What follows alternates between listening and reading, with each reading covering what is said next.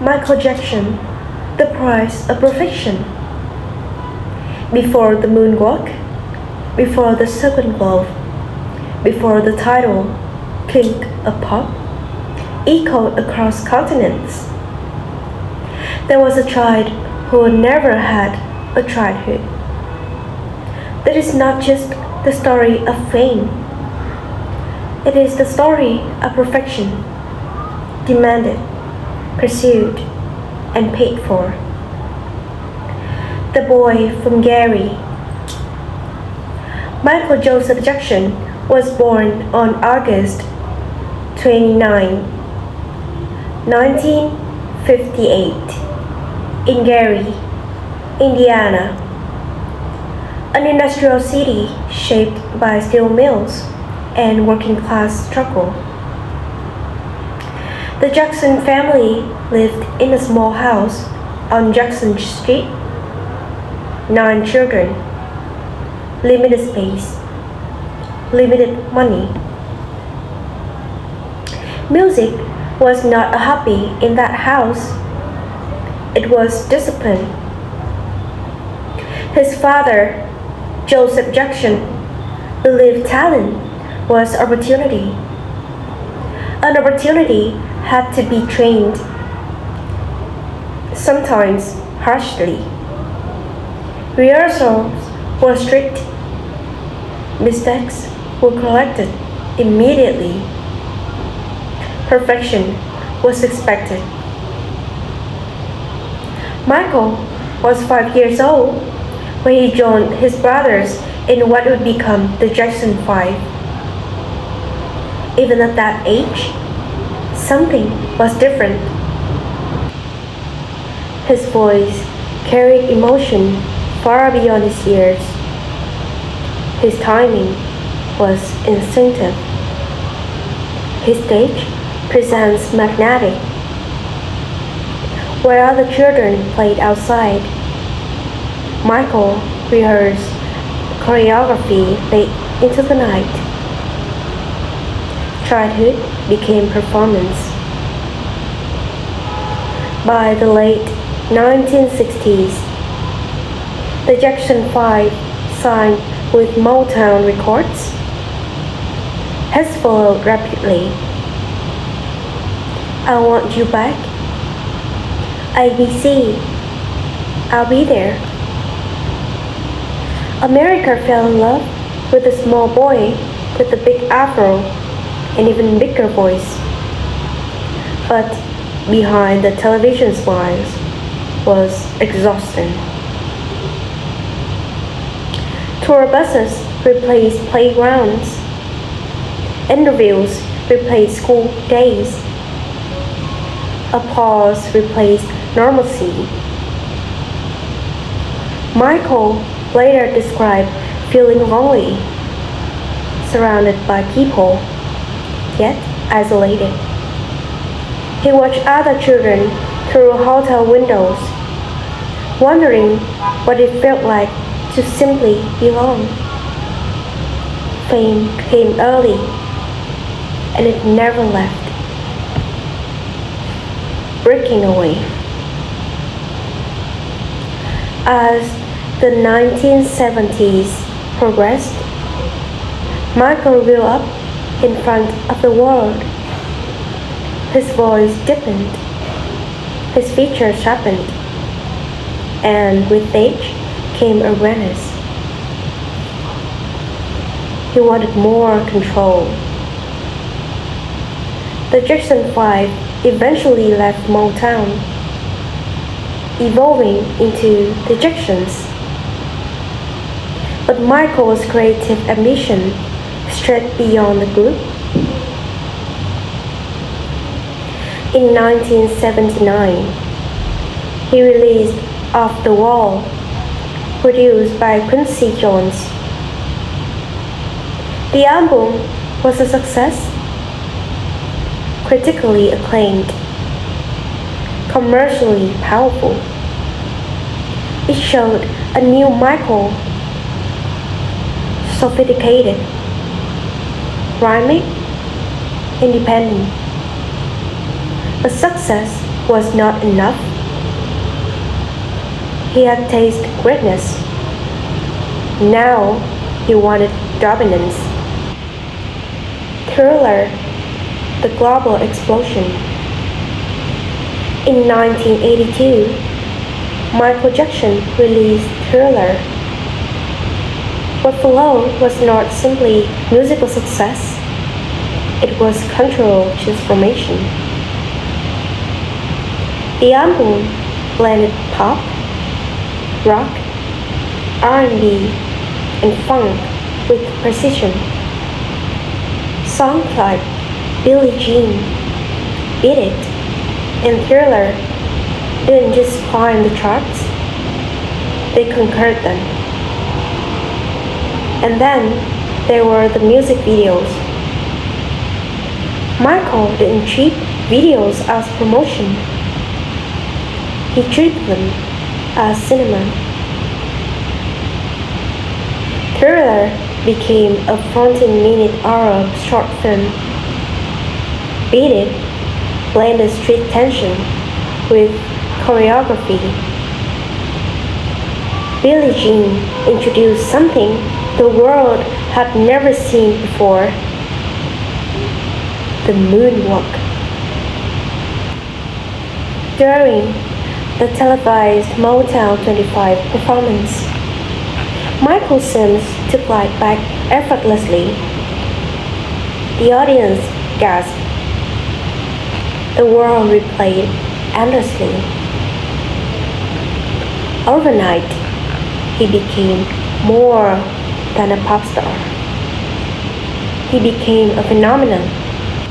Thriller would go on to become the best-selling album of all time. Awards followed.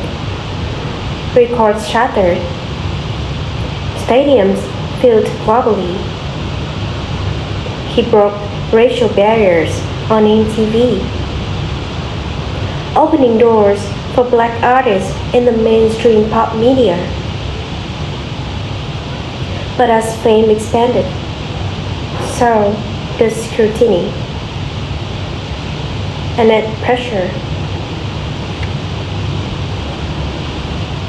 The cost of perfection. Perfection is a powerful ambition. It is also a heavy burden. Michael pushed himself relentlessly. Rehearsals were intense. Vocal texts repeated endlessly. Dance moves refined until flawless.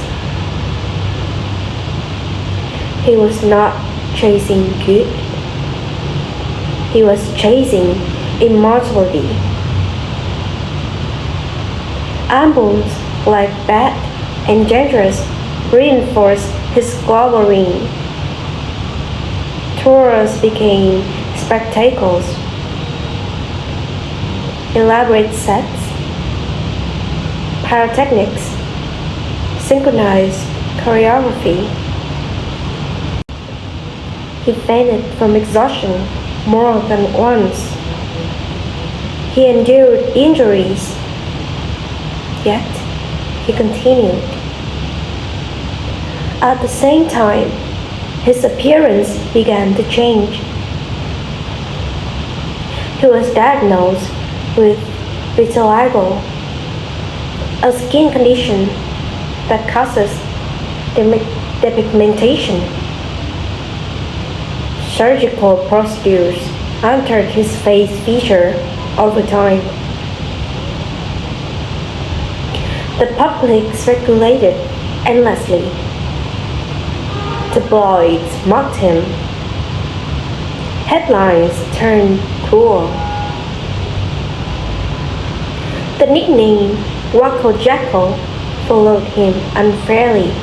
Behind the eccentric image was a man battling insecurity, shaped by childhood criticism, by global scrutiny, by a life lived entirely in public view.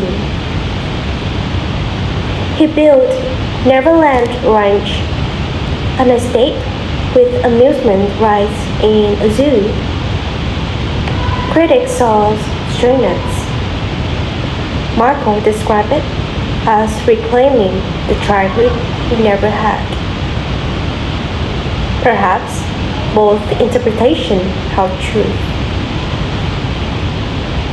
Controversy and isolation. In the 1990s and 2000s, allegations of child abuse emerged. They dominated headlines. Courtrooms replaced concert stage. Media coverage was relentless. Michael denied the allegations. Legal battles consumed years. His reputation fractured. Supporters defended him passionately. Critics condemned him firmly. The 2005 trial ended in acquittal. But even acquittal does not erase damage. Financial strain grew. Isolation deepened. The man who once commanded stadiums now lived under intense scrutiny. Still, his music endured. Around the world, fans continued dancing, continued listening, continued believing. Because art often outlives controversy. This is it. In 2009, after years largely absent from touring, Michael announced a comeback residency in London. This is it. Tickets sold instantly. Rehearsal footage later revealed something striking.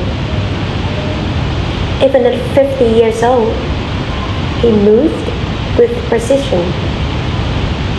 His voice, though softer, still carrying that unmistakable tone. He was preparing not just for a show, but for redemption. Then, on June 25th, 2009, the world stopped. Michael Jackson died in Los Angeles from acute propofol intoxication. He was 50 years old. Shock spread instantly across the globe. News stations paused programming. Crowd gathered spontaneously. Music surged back into charts overnight. In death, as in life, he commanded worldwide attention. His memorial service became one of the most watched broadcasts in history. Legacy beyond the man. Michael Jackson's legacy is layered. He redefined music videos. He transformed live performance into theatrical spectacle. He broke racial barriers in pop culture. He influenced generations from Beyonce to Justin Timberlake, from Usher to The Weeknd. His catalog remains among the most streamed and celebrated in music history. Yet, his life also serves as a cautionary tale of childhood sacrifice for fame, a perfection pursued at personal cost, of a man adored globally, yet often alone privately. Was he misunderstood? Was he flawed? Was he both? Perhaps The truth lies somewhere in between, in the complexity of genius mixed with vulnerability.